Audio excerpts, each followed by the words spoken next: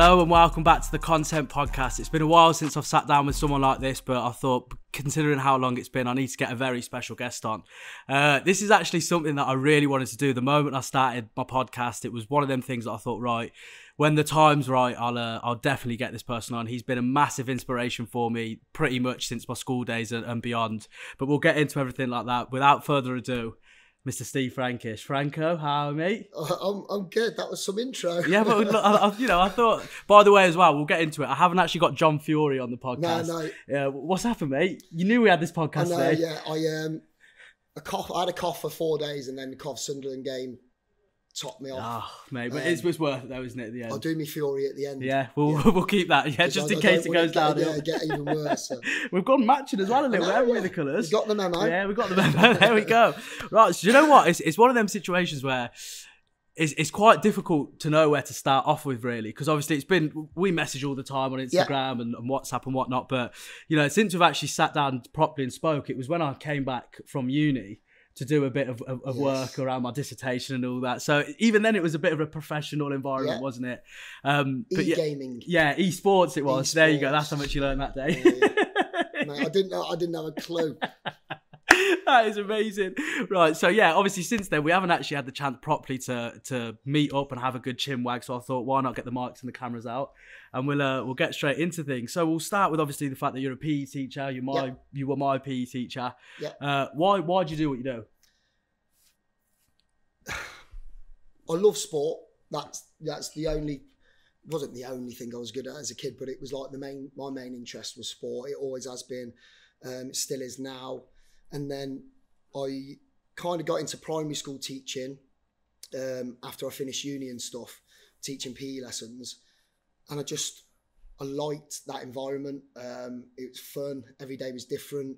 And then I get on well with young adults, like it was something that just came quite easy to me.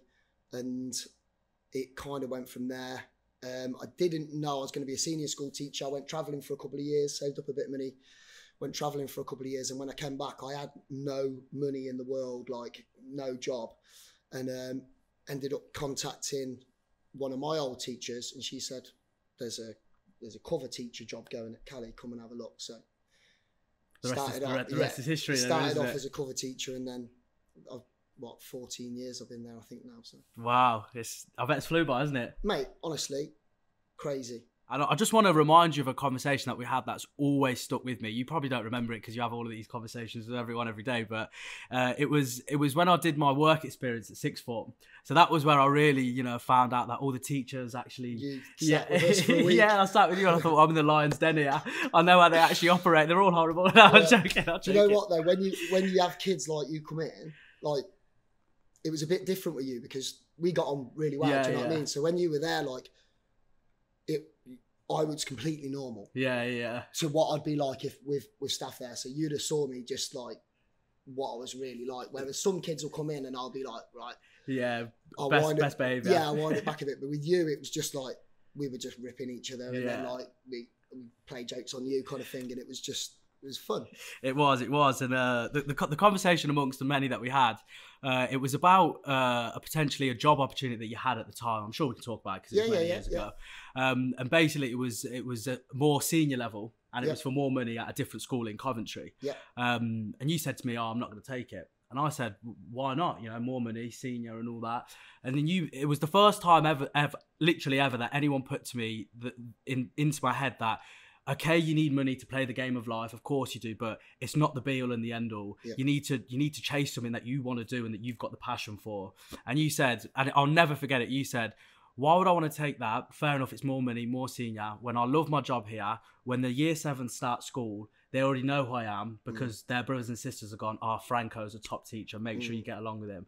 It was one of the first times where it really just stuck into my head that I thought, okay, right, in order to be really happy in life, it's not just about the money. Of course, money, like I said, you've got to have it to play the game. But it was the first time that I thought, okay, right, and it just really opened my eyes. Do you think then that little situations like that are why you do what you do? Teaching, it's changed a little bit recently. It's become a lot harder. Which I think we'll get on to. It's become a lot harder. It's difficult I love my job. I love the PE side of it. It's really rewarding at times doing things like this with you. I'm really honoured that you asked me to come on. Obviously, you're the kids that I have taught, then I see them out, the way that they treat me and stuff like that. It's really, really cool. And then you have the other sides where something bad can happen in a day and you're worried about that kid, or, you know, like, because everyone thinks, oh, you get 6 weeks holiday and all this, but sometimes if something big can happen, especially I do pastoral now, so you get to know a lot about kids and stuff like that, and you go home, you're thinking, I hope that kid's all right, and mental health's massive now in school, and you know, do you want to see them the next day and put a smile on their face, or hope that they're a bit different, you know, to the way that you saw them the day before? So it's changed slightly, but initially I just loved coming to work. Like, the people you work with make a massive difference. Oh, so yeah, that PE department, I mean, you knew a lot of the lads and the girls that I work with, they're just wicked. Yeah, honestly, it's the best group of people you can ever think. Especially when you think, you know, in a school, they could be dotted around. There's one in English. Yeah. Of course, there was obviously a couple of my favourites in school, but in terms of a department, there was just no weak spot, was there? No, there was just no weak link. Like, they're my best mates. Like, you know, a few have left now, and I'm absolutely good about that, because we look like the band's broke up a little bit. But genuinely, like, I'd want to spend time with them. We'd want to go out for beers, like at the weekends or after work and stuff like that. They become your real good mates, and that helps. Obviously, the passion for sport helps, having them there. So my job was really good fun. There was a job opportunity that came up last month. More money, another school, and I actually went to look at the school. It was the first time ever I thought, oh, I could maybe move on, and then something just stopped me again. I don't know. I kind of established it, 𝗖cie. Like, all the kids know I am. If I go and I can be funny, I can be silly, I can be anything, and people just think, oh, that's Mr. Frankish. Yeah. Do you know what I mean? But I can also be strict. You've got that side, yeah, definitely. Yeah, be quite strict, and firm but fair is kind of my motto. But if I went to a new school and start being strict, they'd be like, who's this big nose geezer? You know, like, who's this grey haired big nose fella telling me what to do? Like, and I wouldn't get away with it. You've got to build that up so the kids know your sound, but know to when the line where the line is. Yeah, 100%. I think one thing that I did really want to speak about before we get into, you know, directly sports and stuff like that, in terms of the kids nowadays at school. By the way, this is great, isn't it? It feels like the cameras out there. We're having a good old catch up, aren't we? There you go. He was nervous, very nervous for us, shaking and everything.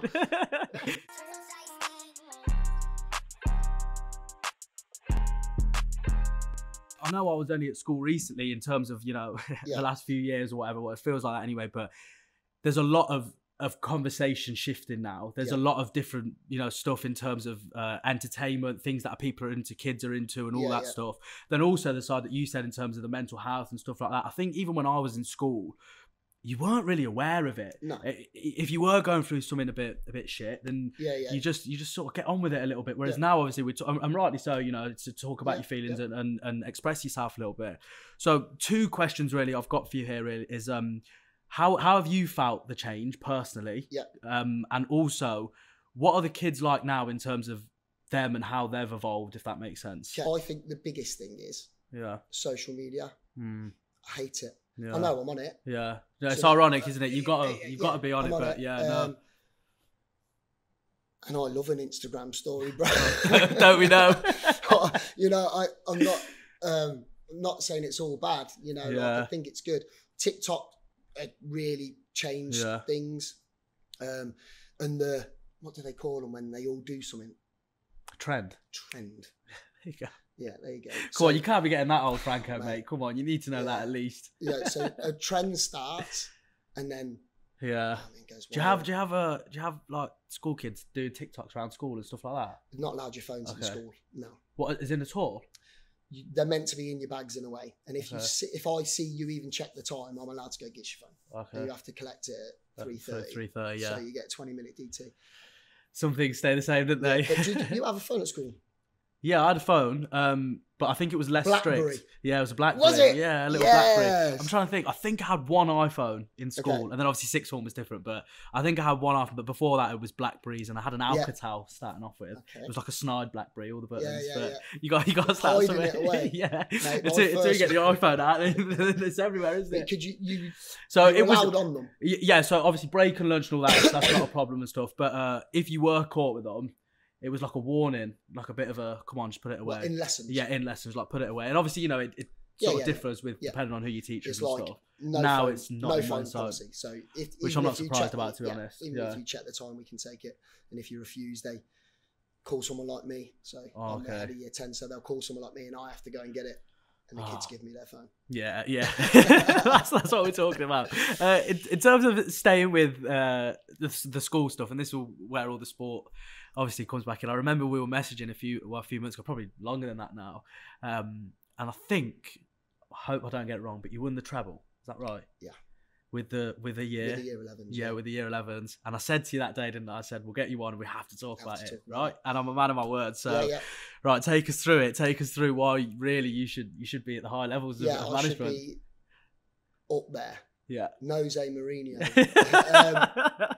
Do you know what? That team, like, I'm absolutely buzzing to talk about this team because I had them from year 7 and in 5 years probably played 85 games or something like that. Lost 3 in 5 years. Wow. And one of the teams we played that we lost, we only got battered once. We went over to 𝗂𝗵_Telford in the 𝗬𝗵 Cup. You won't remember this guy, but Des Little was the manager. He used to play for Forest. He played right back.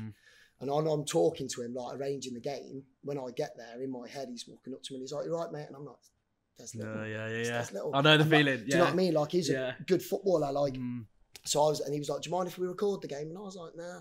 And then when we got there, I had one lad, 𝗣𝗵_𝗀𝘀𝘁, who played for 𝗂𝗑 Academy. Yeah, I know 𝗣𝗵. Yeah, great player. Yeah, he was going, he plays for Wolves, he plays for, you know, and so he was in the know. Players, okay. And we got bopped. But that was the only game we ever lost. And then I think we won maybe 7 trophies in the 5 years, 8 maybe. But in that last year, so we won the 𝗂𝗑 Cup, the 𝗬𝗵 Cup, and then the Telegraph Cup where you play at the Rico and stuff like that. The year before, I had 5 or 6 of them play a year up for our current year 11s, and we got to the final. Wow. Charlie McCann. You had him on here, didn't you? Yeah, great lad he is. He tore us a new one. He's different level, isn't he?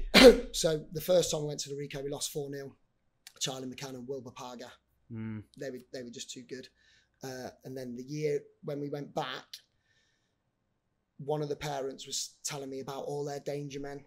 I think we played Kenilworth. They got this lad who plays here. They got this lad, and I was like, he was like, "You have to change it." I said, "I'm not changing a thing. They need to worry about us." And they had a player who played for 𝗂𝗑, and one of the parents was like, "Change the right back and put this kid here because he's faster." And I was like, "The lad, Callum Moran," I was like, "He'll do the job. He'll be sound." Got man of the match. Kept their academy player, and I remember catching the parent after. And I said, "How'd my boy do?" Do you know? Because he was changed the tactics. I was like, "What? We're the best team." You know, so yeah. But I don't know if that's ever been done. The treble. I don't think it has. I don't know. Yeah.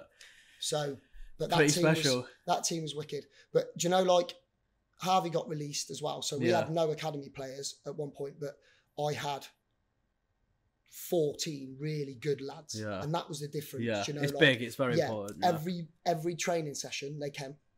My team now, some won't come. Yeah.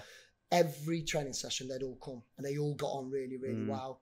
Every player played pretty much in the position that they played on a weekend. Okay, so they're used to it. So sometimes in school football you play a lad left back. He's makeshift. I'm like, I can't go and sign one. Yeah.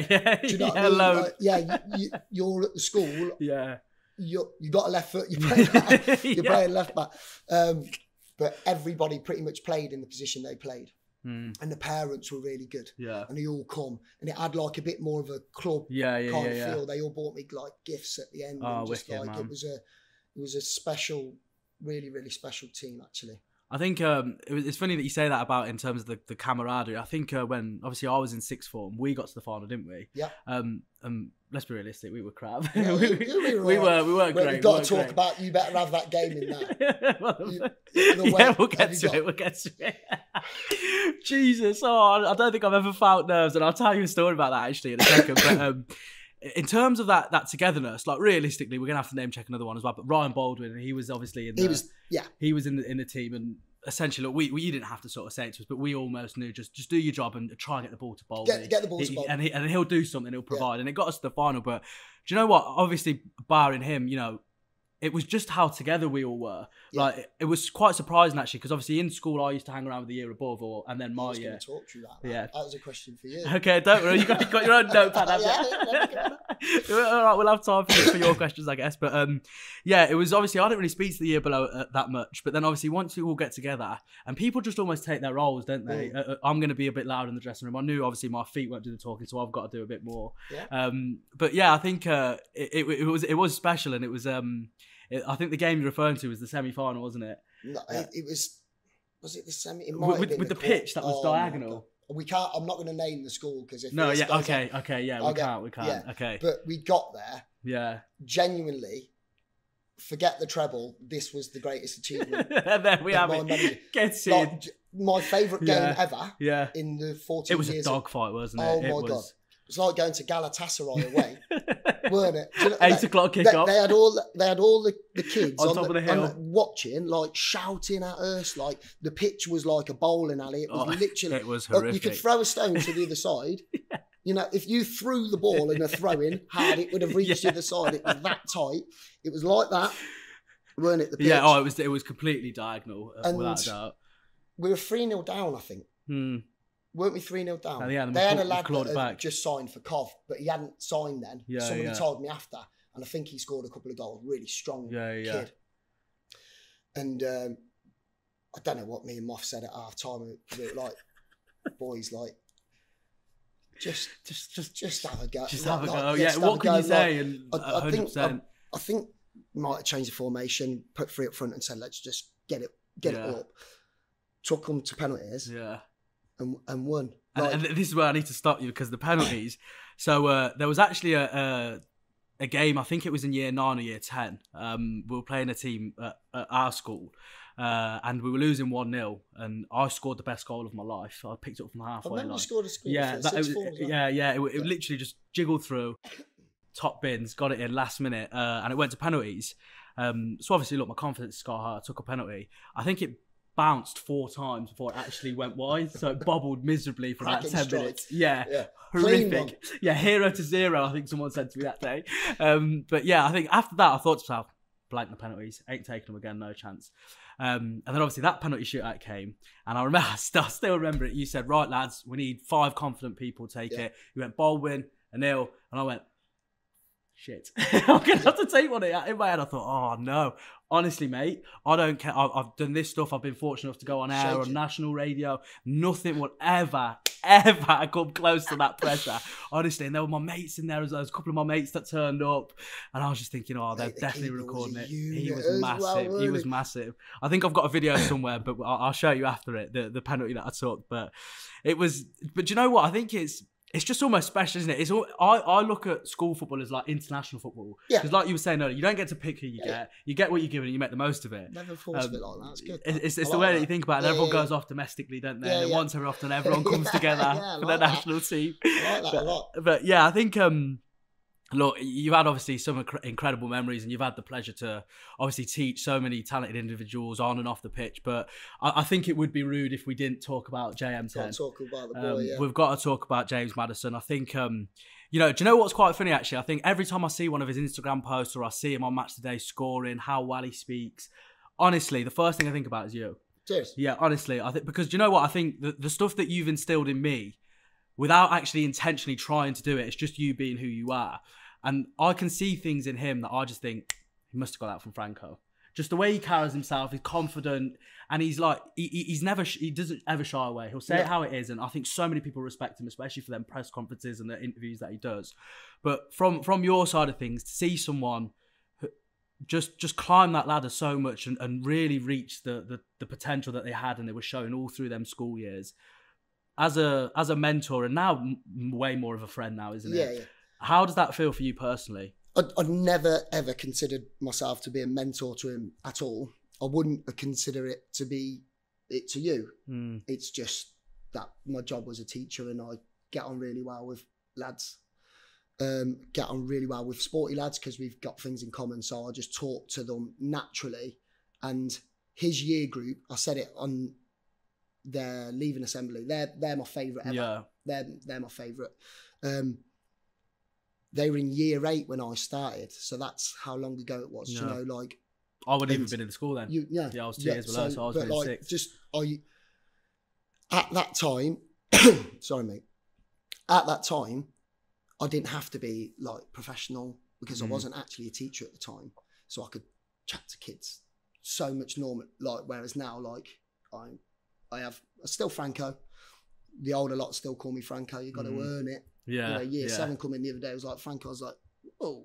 Yeah. Wait till we get to year 10. Yeah. But they were just. I was a lot more matey back then. Do you know, because I could be.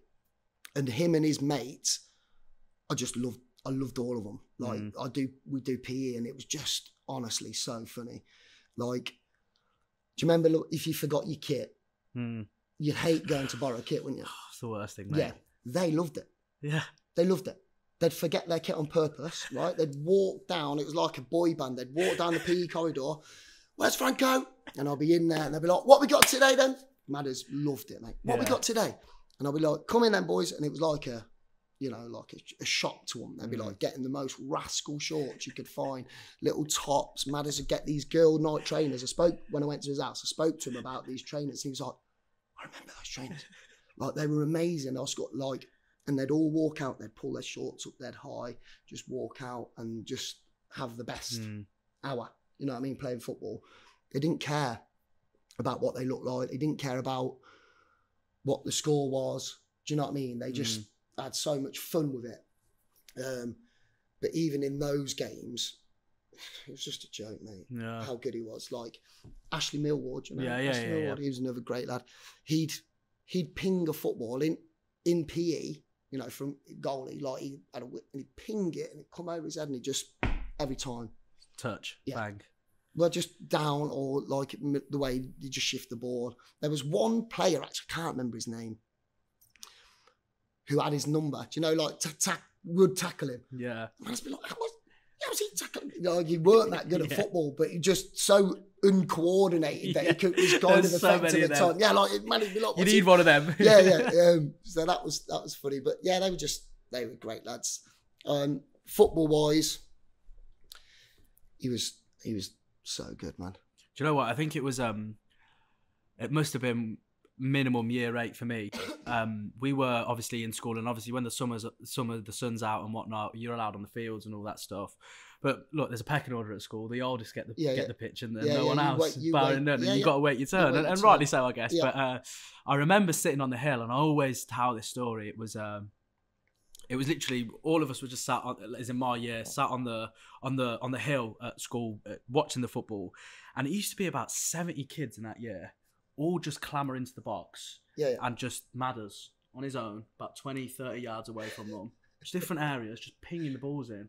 And everyone else just crosses? Yeah, just crosses from all angles, everywhere across, literally like a circular motion like that. Just whipping the balls in constantly. That's all he used to do. So what was he, year 11 then? Yeah, he would have been year 11 then, or maybe even year 10. But obviously there was 2 goals, weren't there? So if the year 11s are feeling nice, they'll give you one half of the pitch, won't they? So honestly, and you just think, like you said, there's always something really special. But you know, but do you know what? I don't think you can take it away from him though, because let's not make no bones about it. He's incredibly talented, by far anyway, the most talented player that I've seen, like going through school and that cycle. But there was still a lot of very talented footballers who were in academies and just didn't make it for one reason or the other. Lewis Rankin. Yeah. Like Lewis Rankin. Special player. Do you know him? Yeah, because he was in, obviously I'll speak to him a little bit out of school, but he was year 11 when I was in year 7, so I just caught him a little bit. So he was he was on the bench for Cov a few times. He he was in the first ever team I managed. Yeah. Ropers year, you know, like yeah, that. yeah. So they were the first ever team I managed. Undefeated, won the cup. Yeah. Yeah, by the way. Yeah, just get that in there. Get that in. But I remember speaking to him. We had a trial. Loads of kids come to the trial. I was like, "What position do you play?" He's like, "Left winger, striker." And I was like, "Do you want to play centre mid?" He was like, "Yeah, I'd love to play centre," because I just needed someone. But he was unbelievable. I think, you know, he's played decent level. Yeah, you know, he still plays a decent level now, but he was unbelievable and hasn't, you know, reached to where I think he'd go. So for Madders to play for England, when you think about the difference between him and them two at school, you know, they'd have played at COV together. You know, like they'll know each other really well. It's bonkers. The level difference when at school, you know, I'd seen them both and they're both unbelievable. But Madders. How does it make you feel personally? Watching turning the TV on, he'll play a blinder like he's been doing probably for the last 18 months or so, isn't he? Absolutely ridiculous.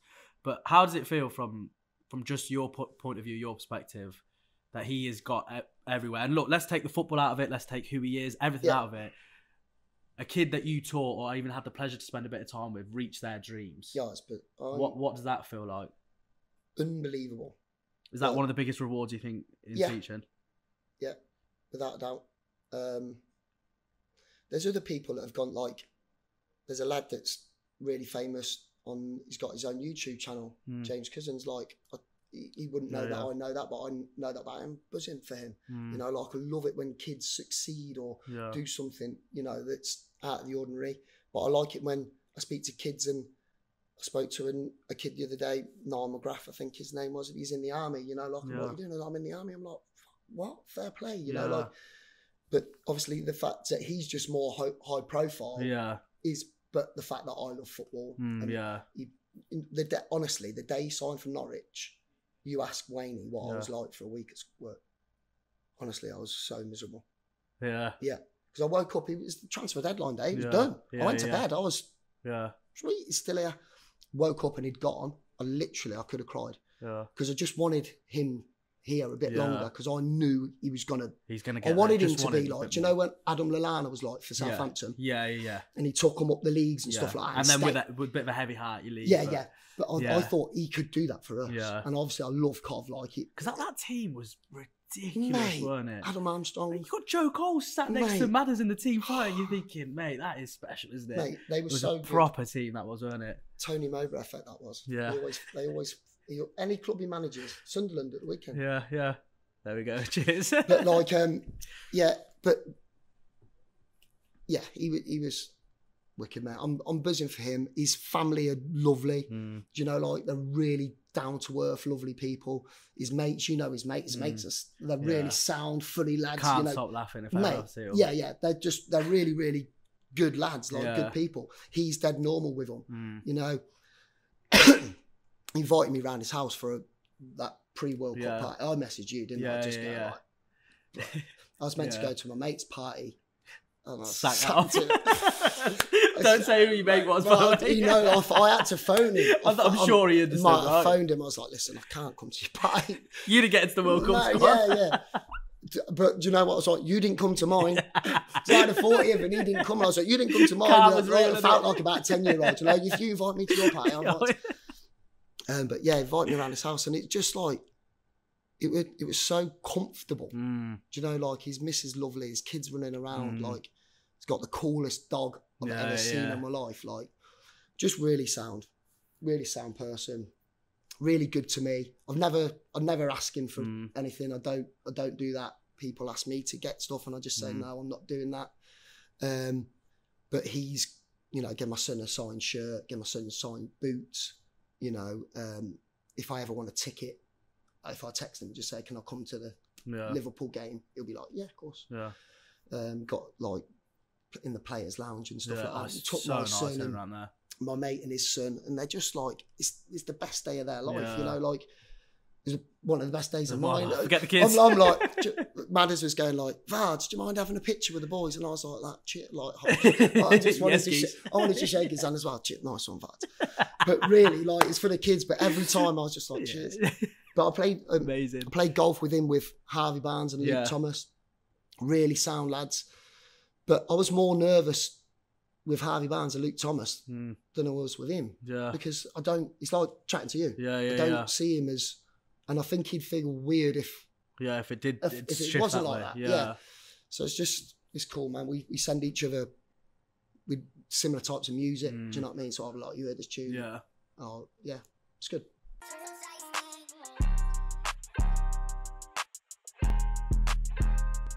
And by the way, as well, I just wanted to say, for school kids, I think it's so weird if I called you Steve. It makes me think, oh mate, I cannot say your name. I don't want anyone to call me Steve. I can't say your first name. I'd rather call you Mr. Frankish. Yeah. Is that normal? Because I just think, like, even now, I was just going to say that Moffat followed me on Instagram recently. I was going to say just that feeling, because I know how sound he is, and just to have a little bit of a connection. Do you know, but like Moff's. Is he top dog now? Well, no, he's left, bro. He's gone, has he? Left. Mate, he's like one of the coolest guys I've ever met. Like the Barnet as well has always been on point, hasn't it? Even when I was in school. I've had this haircut. Bear in mind my hair's terrible, but I've had this haircut for like 20 years. Moff's had like 17 different haircuts in the 10 years I've known him. He's just the coolest guy. Probably the best teacher I've ever seen. So adaptable, so calm. Yeah, just a really, really cool guy. It's just so nice because, like you said, you know, in terms of like Madders and stuff, it's, you know, he must have met so many incredible people along his journey, and for him to still keep that contact with you, it's just so nice because it just shows almost a side of him, doesn't it? That's away from the cameras, the limelight, what he does for a living, and it just shows that he's never forgot where he's come from. And I just think that's so important in life, isn't it? No matter what you achieve or what you go on to do, just always remember where you come from and who was there for you right at the start of your 100%. Journey, kind of thing. I think every professional footballer will look back at their school and think they've done well for them. Do you know what I mean? Yeah. Not just teachers in general. The school, I think he would really like Caledon Castle School. I think, you know, everybody who's done well would look back at the school and think, oh, definitely, that school was good for me, you know? 100%. So obviously, look, I've got you for a bit of time, haven't I? So I just want to ask in terms of me now. So I think this will probably be your opportunity if you do have any questions for me. Don't reel off a big long sheet of paper. But yeah, I think what I want to know, because you never get these opportunities to ask your teachers. What were you like? Yeah, what was I like? And look, don't hold back. You know, I've got thick skin, so I'll be okay. But what did you think? Because I feel like I always had that respect for you. That's obviously a non-negotiable. I always knew, right, that's Franco, you know, you know who he is. But I don't really feel like we were that close until probably end of year 10, year 11. Yeah. Then obviously sixth form, I did the work experience and stuff. And obviously since then, we've stayed in touch, thankfully. But I just wanted to sort of ask you, like, no holds barred. No holds barred. Be perfectly honest. Do you remember? Don't get me sacked. Yeah. Do you remember year 8? Yeah. There was a lesson called BLP. Yeah, building learning power. Yeah, well done, Neil. Like I sat you with Brian. Yeah. And you at year 8, you're a bit above your station. Do you know what I mean? Yeah. Just like Jack the lad. Yeah. But I'll be like, and you were quite hard to. Do you know what I mean? A bit like a kind of like a Cockney wide boy, but without the accent. Do you know what I mean? Playing up to everybody, wanted everybody to be looking at you, liked girls even then, like trying to get a bit of attention. And I just thought you were always sound, and I knew you were going to come good, but it was a little bit like up in the air at that time. And then as you got older, you just matured. And I remember speaking to you about you hanging around with the old lads. Yeah, you might not remember this conversation, but so you hung around with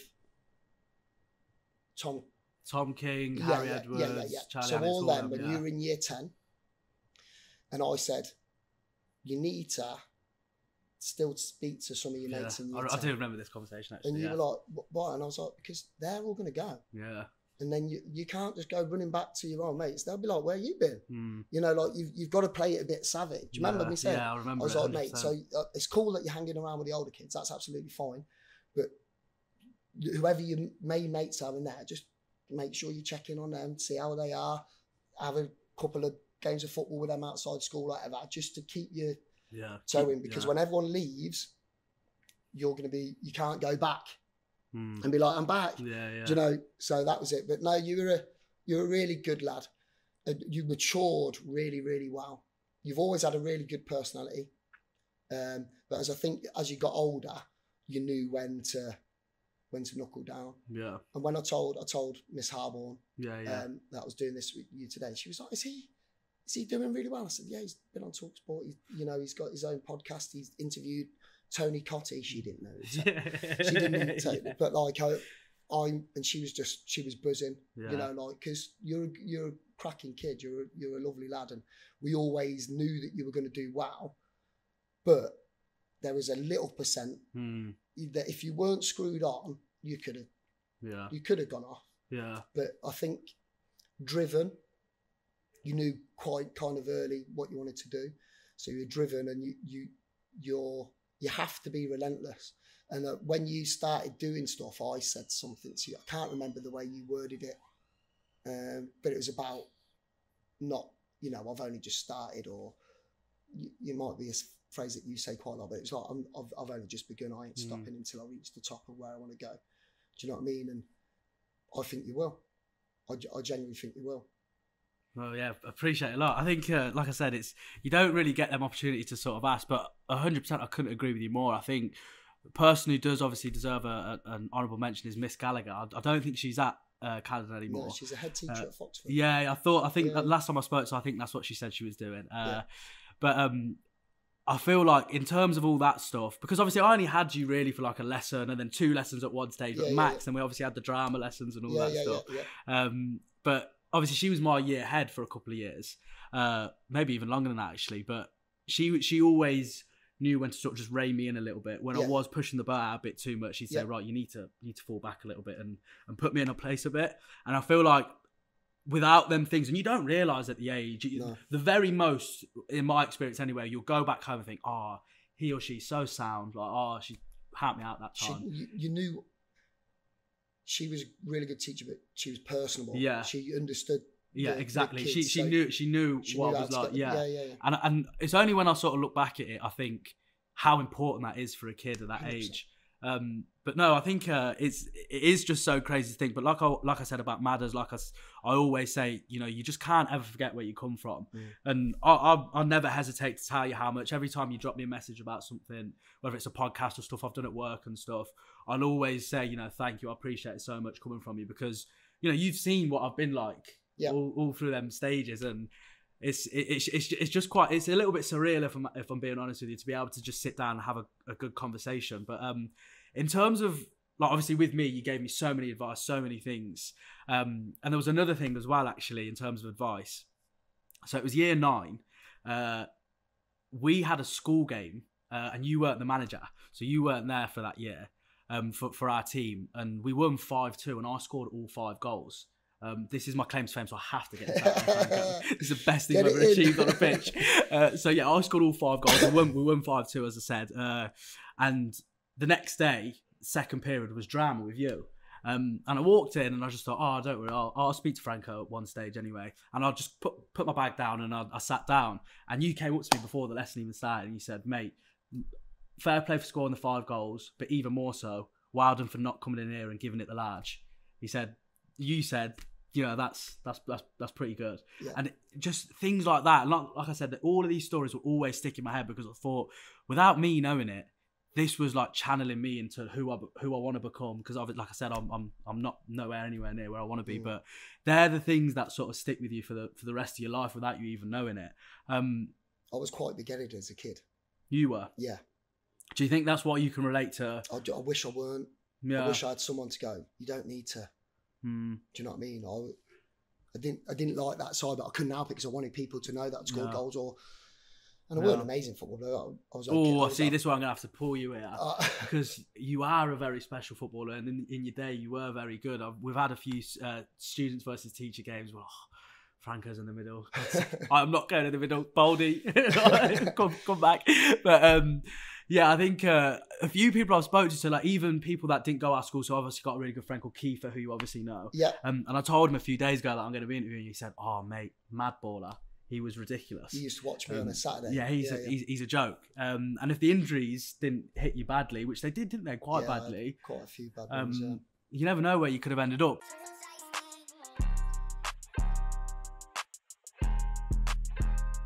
What would be the best advice you would give me in terms of where I want to go? Because you know exactly where I want to go and what I want to do.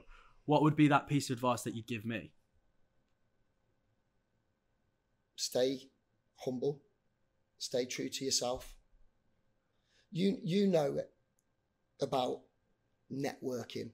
Do you know what I mean? Speaking to people, getting numbers, all that. Because I've watched and I've seen people in the industry give you advice of that. So that's what you're gonna have to do, that side.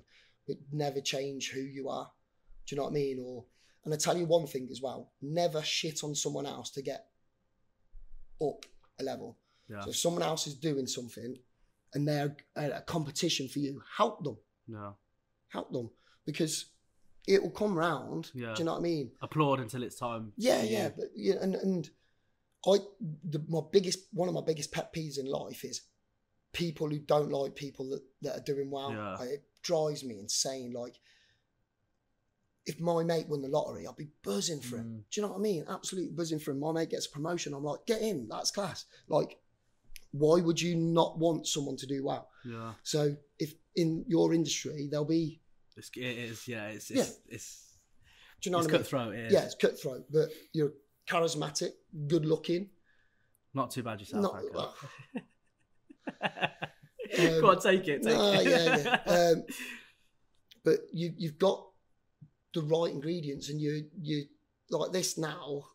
I don't even feel like I'm got a microphone. It's a bit weird to me. I'm not used to this kind of stuff, but you've made me feel at ease. So it's an easy conversation.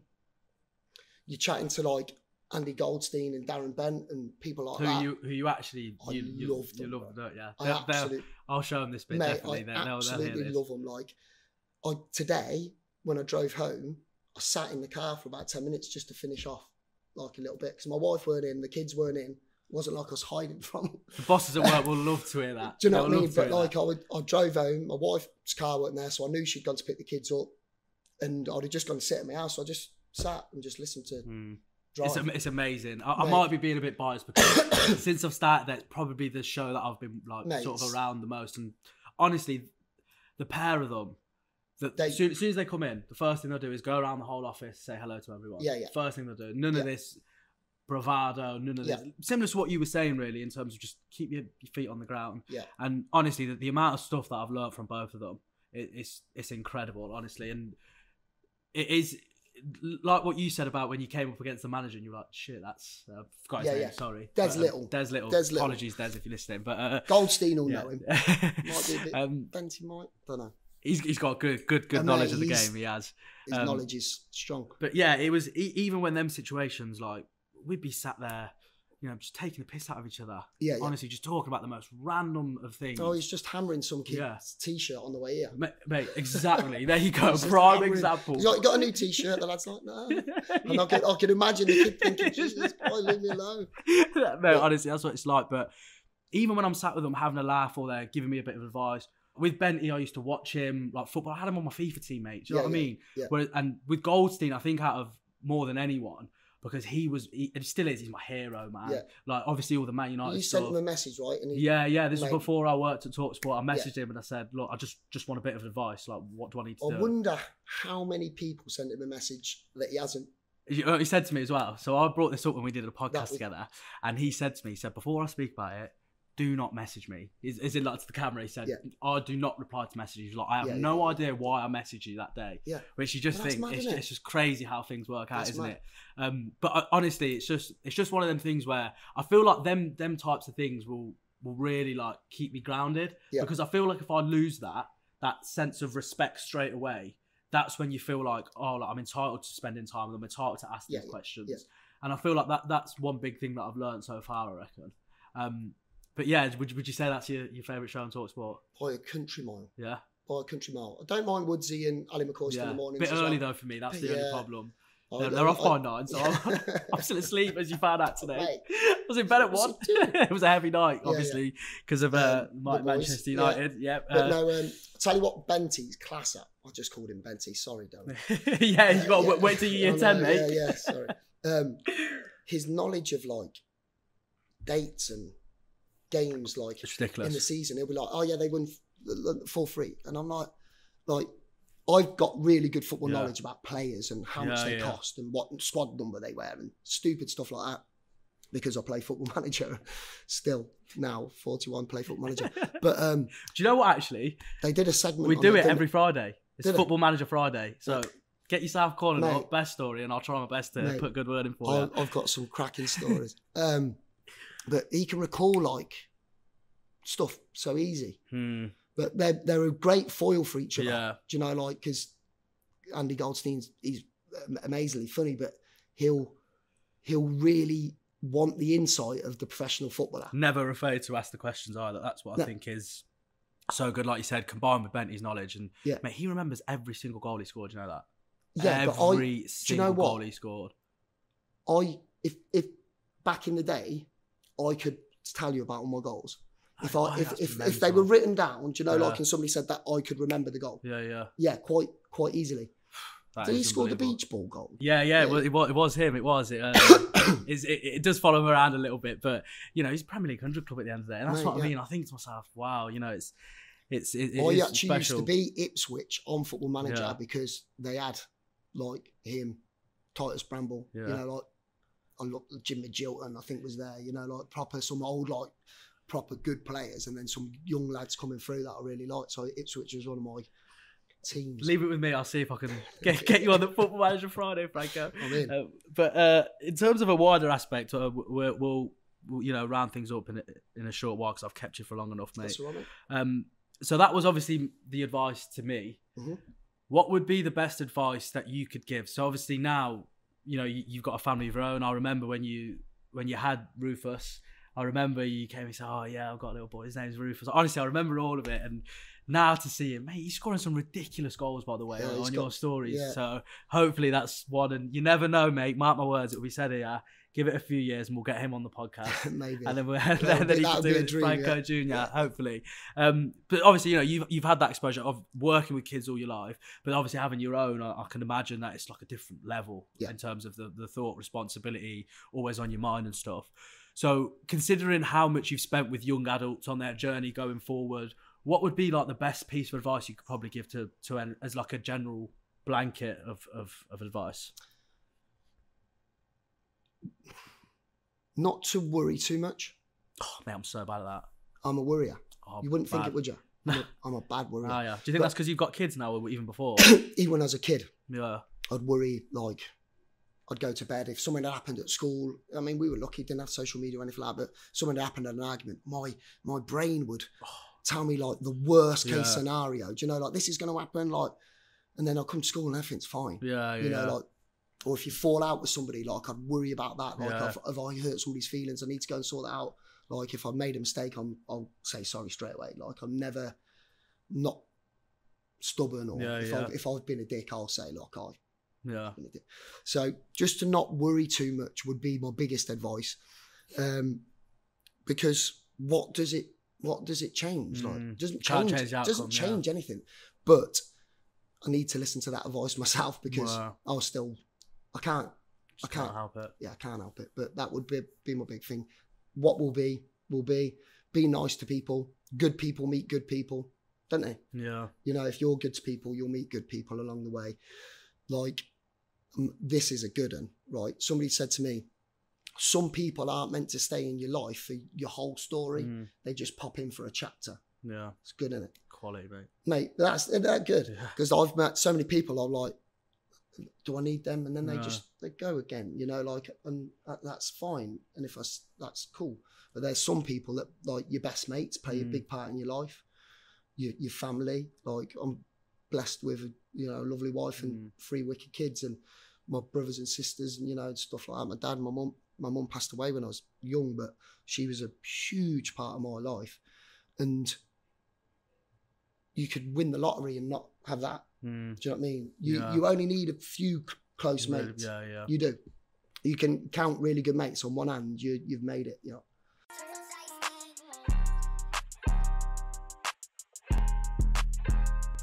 The one that we really need to talk about. You can't not talk about us, can you? The Sky Blue Army. Mate, how good are we? Honestly, do you know what? And we'll start with probably the only sad thing about Cov at the moment. So obviously they're on the telly the other day, weren't they? Yeah. I was working, but I had it on in the background. It was almost like I didn't want anyone to watch 𝗖𝗂𝘀𝘁. Yeah. I didn't want to, because I was just thinking, oh, now the word's really going to get out. He's on the Sky cameras. Mate, there was no early kickoff. That was the one. Yeah. Everyone's going to be watching it. Premier League clubs are probably already sniffing around him. And you just don't want to let him go, do you? Me and my mates have a word for him. Uncontainable. Mate, when he's on it, mate, he is unbelievable. You can't stop him. Can't stop him. He, in theory, he'll probably be gone in the summer, and good luck to him as long as we get a bit of decent money and stuff like that. But you can't replace him. Like he is literally that good.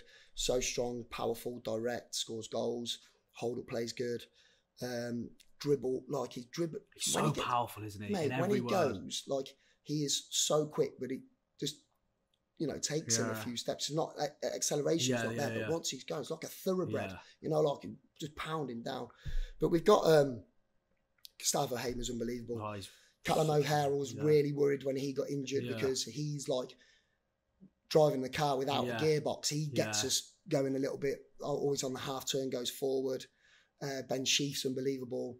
But big shout out to my man Fads. Yeah, you love him, 𝗪𝗁𝗁. Honestly, he's so good. So without him, we look so shaky. And then as soon as he comes in, bit of experience. When he first signed, mate, he'd make 10 mistakes a season that first season.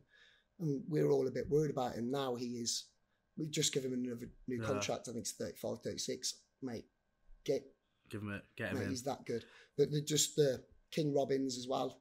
Yeah, do you know what I mean? Saved Fergie's job. Did you know that? Yeah, I did. Yeah, the famous if you lose, you're gonna go. Yeah. So always got us. But, I've got even more love for him now because he's obviously at the 𝗪𝗁𝘁, isn't he? But do you know one thing I do want to ask you? And like I said, we'll try and be as quick as we can. Does it not worry you whenever Cov build a team like this, as we've seen in the past with numerous examples?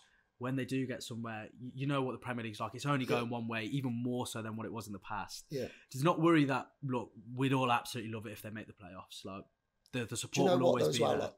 But does that not just make you think if we do get there? I would love Cov to get to the Premier League, don't get me wrong. Yeah. I actually really enjoy the Championship. Yeah. Like, we're one of the better football teams. We might not win all the games, but to go and watch us play football is really entertaining, right? So I'll take my son up there, block 14, couple of my mates and their kids, and we have an absolute blast. And we dominate a lot of the games. If we get to the Premier League, brilliant. Yeah. Whether we stay there or not, you know what I mean? And it'll be great to go and see people. But I genuinely just love being in the Championship and going and enjoying the football matches. The football we play is class. So I'll take each game as it comes. If we get there, fab. As long as we don't go down, as long as we're not in the the relegation fight. Battle, if we're mid-table, obviously I want us to go up. I'm not saying it, but I do really enjoy. It's so refreshing, hasn't it? Mate, recently, it's so good, and I think the atmosphere as well, mate. Because the Rico used to be dead when we first got there. It was absolutely dead. We've had some horrendous managers, some really poor players, and now. Like the atmosphere is brilliant. My son's got favourite player. It's wicked, mate. So if we get up, amazing. But if we're fighting, getting in playoffs and investing in the squad, then I think all the 𝗂 fans would be happy. We just need to own the ground eventually. Would be amazing. That'd be nice. Yeah. Look, we've all got our problems, haven't we, off the pitch? But I think obviously if you've got to this part of the episode. I think people will really realise exactly why I was so desperate to get you on. I've just got one very, very final question, which you might be familiar with. I know it. I was going to ask it you. Are you happy? That one. Is it that one? Cross that out.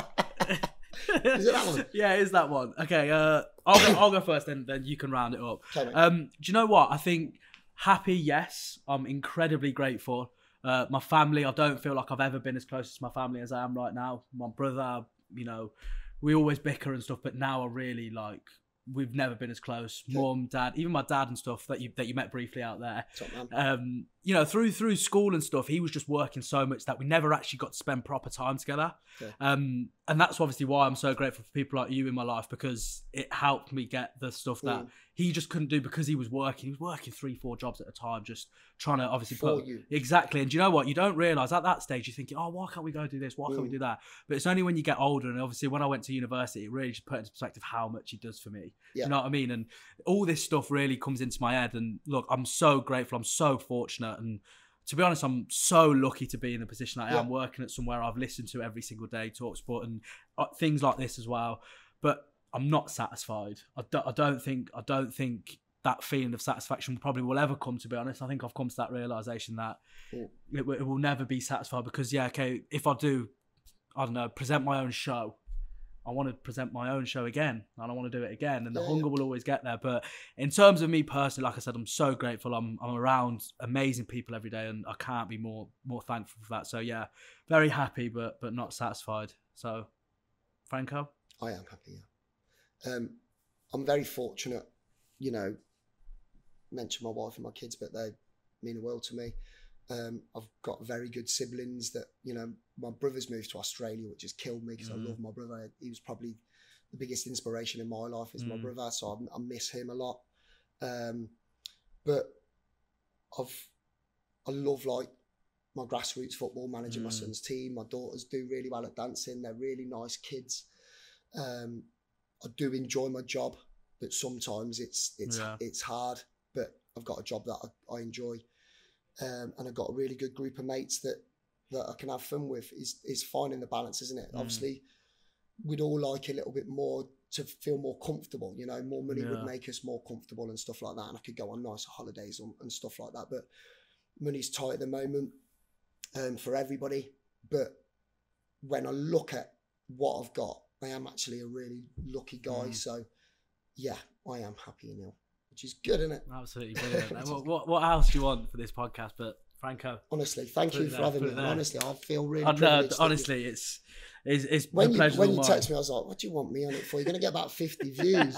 Honestly, as long as those 50 views take as much as I did from this conversation, then I'll be more than happy. I actually really enjoyed myself. No, I love to hear it. But no, honestly, I can't thank you enough for jumping on, just to have this conversation. But I genuinely hope it's not the last time we get the chance to sit down properly. Hopefully, next time the cameras will be away in a few swigs. Yeah, exactly. But no, honestly, I think obviously, like I said a little bit earlier on, I think this is exactly why I wanted to get Franco on this podcast. What a guy, and I'm sure everyone watching this will be able to see that as well. Thanks so much. As always, like, subscribe, do all the things you need to do with the social media as well. For more content, buy the content.